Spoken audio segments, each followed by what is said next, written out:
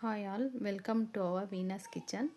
ಇವತ್ತು ನಾವು ಹೆಸರುಬೇಳೆ ಪಾಯಸ ಮಾಡ್ತಾಯಿದ್ದೀವಿ. ಅದಕ್ಕೆ ಬೇಕಾಗಿರೋ ಸಾಮಾನು: ಅರ್ಧ ಕಪ್ ಹೆಸರುಬೇಳೆ, 1 ಕಪ್ ಕೊಬ್ಬರಿ, 1 ಕಪ್ ಬೆಲ್ಲ, ದ್ರಾಕ್ಷಿ, ಗೋಡಂಬಿ, ಏಲಕ್ಕಿ ತೊಗೊಂಡಿದ್ದೀನಿ, ಮತ್ತು ತುಪ್ಪ. ಈಗ ಒಂದು ಕಡಾಯಿ ಇಟ್ಕೋಬೇಕು. ಕಡಾಯಿಗೆ ಹೆಸರುಬೇಳೆ ಹಾಕಿ ಸ್ವಲ್ಪ ಲೈಟ್ ಬ್ರೌನ್ ಆಗೋವರೆಗೂ ರೋಸ್ಟ್ ಮಾಡ್ಕೋಬೇಕು.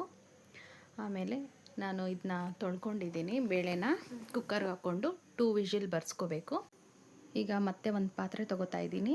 ಅದಕ್ಕೆ ಬೆಲ್ಲ ಹಾಕ್ಕೋತಾ ಇದ್ದೀನಿ, 1 ಕಪ್ ಬೆಲ್ಲ. ಸ್ವಲ್ಪ ನೀರು ಹಾಕ್ಕೊಂಡು ಬೆಲ್ಲ ಎಲ್ಲ ಕರಗಬೇಕು. ಬೆಲ್ಲದಲ್ಲಿ ಸ್ವಲ್ಪ ಕಲ್ಲೆಲ್ಲ ಇರುತ್ತೆ, ಆದ್ದರಿಂದ ಕರಗಿಸ್ಕೊಂಡು ಇವಾಗ ಶೋಧಿಸ್ಕೊಂಡಿದ್ದೀನಿ. ಈಗ ವಿಷಿಲ್ ತೆಗೆದೆ, ಬೇಳೆ ಎಲ್ಲ ಬೆಂದಿದೆ. ಇವಾಗ ಮತ್ತೆ ನಾನು ಕಡಾಯಿ ಇಡ್ತಾಯಿದ್ದೀನಿ. 2 ಸ್ಪೂನ್ ತುಪ್ಪ ಹಾಕಿದ್ದೀನಿ. ತುಪ್ಪ ಎಲ್ಲ ಕರಗಾದ್ಮೇಲೆ ಗೋಡಂಬಿ ಹಾಕ್ಕೊಂಡಿದ್ದೀನಿ, ದ್ರಾಕ್ಷಿನೂ ಕೂಡ ಹಾಕ್ಕೊಂಡೆ. ಈ ಬ್ರೌನ್ ಕಲರ್ ಆಗಬೇಕು. ಲೈಟ್ ಬ್ರೌನ್ ಬಂದಮೇಲೆ ಎರಡನ್ನೂ ತೆಗಿತಾ ಇದ್ದೀನಿ.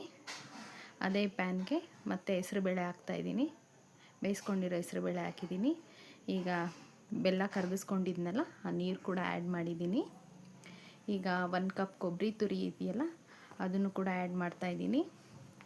ತೆಂಗಿನಕಾಯಿನೂ ಯೂಸ್ ಮಾಡ್ಬೋದು, ಆದರೆ ಕೊಬ್ಬರಿನೂ ಚೆನ್ನಾಗಿರುತ್ತೆ. ಕೊಬ್ಬರಿ ತುಂಬ ಟೇಸ್ಟ್ ಕೊಡುತ್ತೆ. 1 ಗ್ಲಾಸ್ ಹಾಲು ಹಾಕ್ಕೊಂಡಿದ್ದೀನಿ. ಚೆನ್ನಾಗಿ ಕುದಿಬೇಕು. ಈಗ 2 ನಿಮಿಷ ಕುದಿ ಬರಬೇಕು. ಕುದಿ ಬರೆಯೋಕ್ಕೆ ಬಿಡಬೇಕು.